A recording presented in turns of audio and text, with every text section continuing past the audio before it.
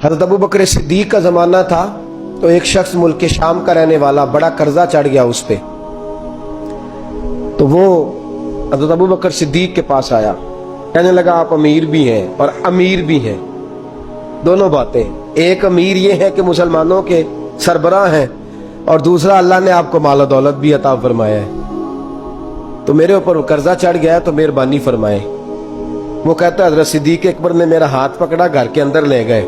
बाहर से दरवाजा बड़ा आला था, लेकिन घर के अंदर गया तो चारपाई भी कोई नहीं थी, खजूर की चटाइयां बिछी हुई थी, खजूर की छाल की, और वो भी फटी हुई। फरमाते सैयदना सिद्दीक अकबर ने बिठा लिया मुझे, और मुझे कहने लगे यार तुझे एक अजीब बात ना बताऊं? तो बताइए। फरमाने लगे 3 दिन हो गए मैंने अनाज का दाना भी नहीं खाया, खजूर के ऊपर गुजारा कर लेता हूं, मैं आजकल हालात मेरे ठीक नहीं है। लगा जी फिर मैं क्या करूं? तो आप फरमाने लगे तो उस्मान गनी के पास जा। किसके पास? शख्स कहने लगा जी मुझे तो बहुत सारे पैसे चाहिए। तो आपने फरमाया तेरी सोच वहां खत्म होती है जहां से उस्मान की सखावत शुरू होती है। तेरी सोच वहां, तू जो सोचता है ना इतने मिलेंगे, तेरी खत्म होती है सोच जहां से उस्मान की सखावत शुरू होती है। तू जा।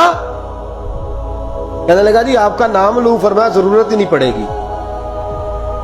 अजी मैं जिक्र करूंगा कि मुझे अमीरुल मोमिनीन ने भेजा। फरमाया जरूरत है, सिर्फ इतना तू जाके बताना कि मैं मकरूज हूं और रसूलुल्लाह का नौकर हूं सल्लल्लाहु अलैहि, इतना बताना कि मुसलमान हूं, मुस्तफा का गुलाम, बस, और किसी इजाफे की जरूरत। कहा जी वो दलील मांगेंगे। फरमाया उस्मान खैरात करते तफ्तीशें नहीं करता, उस्मान अल्लाह की राह में देते हुए तफ्तीशें 10 रुपए देना और 100 बात सुनाना फकीर को, तुक तो नहीं ना, 10 रुपए और 100 किस्म के ताने ना दे तू मियां, चश्म पोशी कर जा। तुझे किसने इजाजत दी है टटोलने की, ठोलने की और क्रोधने की? ये हाल अगर तेरे साथ किया जाए, रब अगर तुझे टटोल के दे तो तेरा क्या बने? रब करीम अगर तुझे टटोल के दे के पहले बता नमाजें कितनी पड़ी हैं, सवेरे उठता है कि नहीं, तो तेरा क्या हाल होगा? तू टटोलता फिरता है 10 रुपए देने के लिए। हजरत उस्मान गनी की आदत नहीं। वो शख्स कहता है मैं चला गया, पूछता पुछाता दरवाजे पे पहुंचा, दरवाजे पे दस्तक दी तो हजरत उस्मान गनी के अंदर से बोलने की आवाज है, अपने बच्चों को डांट रहे हैं। कहते हो यार तुम लोग शहद के अंदर, दूध के अंदर शहद मिला के पीते हो, खर्चा थोड़ा कम करो, इतना खर्चा तुमने बढ़ा दिया है। तुम दूध के अंदर दूध भी मीठा, शहद भी मीठा, एक चीज खा लो को बीमार हो, 2 चीजें इस्तेमाल करते हो। कहते हैं मैंने कहा अबू बकर तो बड़ी बातें बता रहे थे, और इस किस्म के कई वाकयात हज़रत उस्मान गनी के साथ हुए। वो तो बड़ी बातें बता रहे थे और ये आदमी दूध शहद से लड़ाई कर रहा है, और मुझे कई 1000 दिरहम चाहिए, दिनार चाहिए, मुझे दे देगा?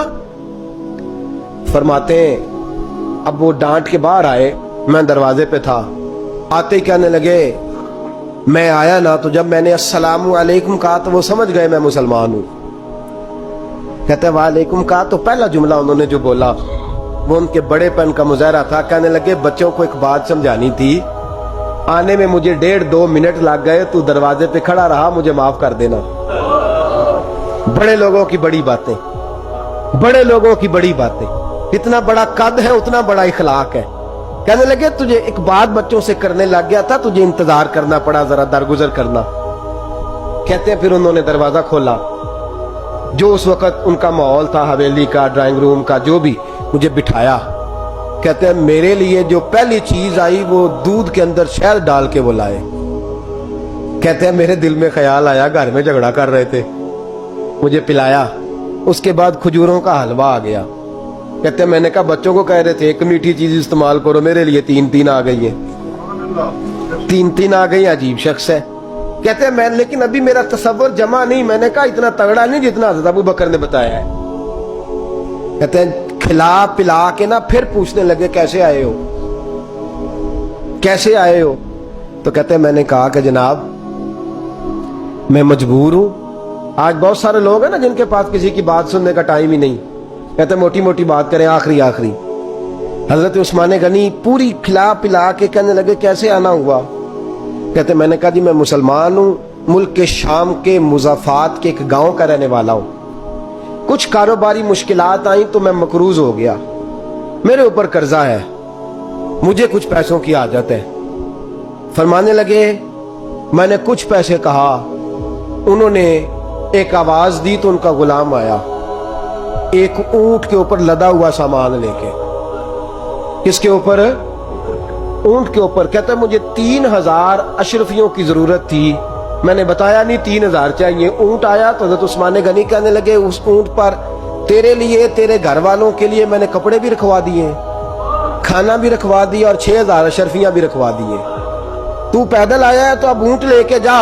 کہتے میں نے کہا حضور اونٹ واپس کون کرنے آئے گا؟ کہنے لگے واپس کرنے کے لیے دیا ہی نہیں تو تحفہ ہے, تو لے جا. کہتے میں کہاں سے چلا تھا ڈھونڈتا اور مدینے میں آیا, اور جب مدینے میں آیا تو پھر اللہ نے جھولی بھر کے عطا فرمایا. کہتے میری آنکھوں میں آنسو آ گئے اور میں نے کہا حضور آپ نے تو میری ضرورت سے کہیں بڑھ کے نواز دیا ہے, مجھے معاف کیجئے گا. میں سوچ رہا تھا کہ دودھ شاید پہ گھر میں لڑائی ہو رہی ہے. آپ فرمانے لگے رب نے جو مجھے پیسے دیے ہیں اس لیے نہیں دیے کہ میری اولادیں موج مستی کرتی پھرے, میرے مالک نے مجھے نوازا ہے تاکہ میں محمد عربی کی امت کی نوکری کروں صلی اللہ علیہ. یہ سخاوت کا حال. فرماتے میں نے نہیں بتایا کہ مجھے سیدنا صدیق اکبر نے بھیجا ہے. فرماتے میں دروازے تک گیا تو میں نے کہا شکریہ جزاک اللہ, آپ کی مہربانی.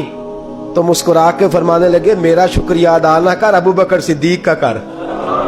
میرا نہ شکریہ ادا کر, شکریہ ابو بکر صدیق کا جس نے تجھے یہ رستہ دکھایا ہے. فرماتے میں نے کہا حضور آپ فرمایا جاؤ جاؤ جاؤ تمہارا کام ہو گیا نا, تفصیلات میں نہ جاؤ. یہ شان سخاوت سیدنا عثمان غنی رضی اللہ تعالیٰ عنہ کی, اور میں بیان کر چکا.